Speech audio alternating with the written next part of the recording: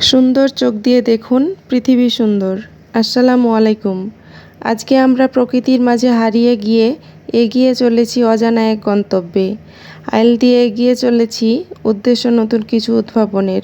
প্রকৃতি কত সুন্দর, তাই না?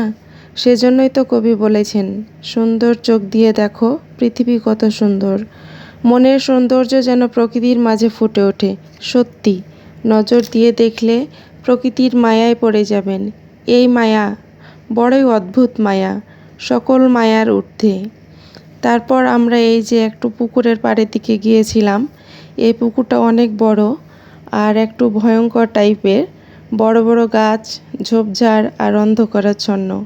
আমি তো একটু ভয়ই পাচ্ছিলাম আর বলছিলাম আর সামনে না এগোতে। তারপরও আপনাদের ভাইয়া বলল যে না, সামনে একটু এগিয়ে দেখি কি আছে। তারপরে এই যে দেখুন পুকুরের পাড়ের কি দৃশ্য, কি অন্ধকার চারপাশে। আর এই যে এখানে একটা ছোট্ট পুকুর, তালের গাছ, বড় একটা মই করা আছে। আমরা আসছি মা মেয়ে পিছন পিছন। আর এই যে সামনে একটু এগোতেই দেখি যে একটা গ্রাম আছে। যদিও আমরা গ্রামের কোনো ফটো নিইনি, তারপরও আমরা এগিয়ে চলেছি সামনের দিকে, কিছু একটু দেখব সেই আশাতে। এটা হলো গ্রামের পিছনের দিক। আমরা এই দিক দিয়ে গ্রামের ভিতর চলে গেলাম। আর এই যে আমার পিচ্চি বুড়িটা কীভাবে দৌড়চ্ছে, ওর কোনো ভয় নাই। আর গ্রাম পেরিয়ে এই যে মেঠো পথ, এই মেঠো পথ দিয়ে আমরা সামনে এগিয়ে চলেছি। আর গ্রাম পেরিয়ে মেঠো পথ দিয়ে এগোতে থাকলাম। আজকে যা গরম পড়েছিল, অবস্থা খুবই খারাপ। আমরা গাড়ি নিয়ে এদিকে আসতেই পারিনি, কারণ এদিকে অনেক কাদা।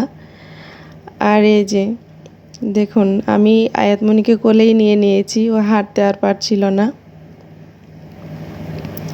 গ্রামের প্রকৃতির মাঝে আমরা হারিয়ে গিয়ে যেন সামনে এগোতে এগোতে অনেকটাই ক্লান্ত হয়ে গিয়েছি। যে ধানের ক্ষেত, দুই পাশে ধানের ক্ষেত, সামনে একটা বাড়ি, আর আরও অনেকটা দূর সামনে এগিয়ে গিয়ে পাকা রাস্তা। তো আমাদের ভিডিওটা কেমন লাগলো অবশ্যই জানাবেন, আর ভালো লাগলে শেয়ার করবেন। সকলে ভালো থাকুন, সুস্থ থাকুন। আসসালামু আলাইকুম, আল্লাহ হাফেজ।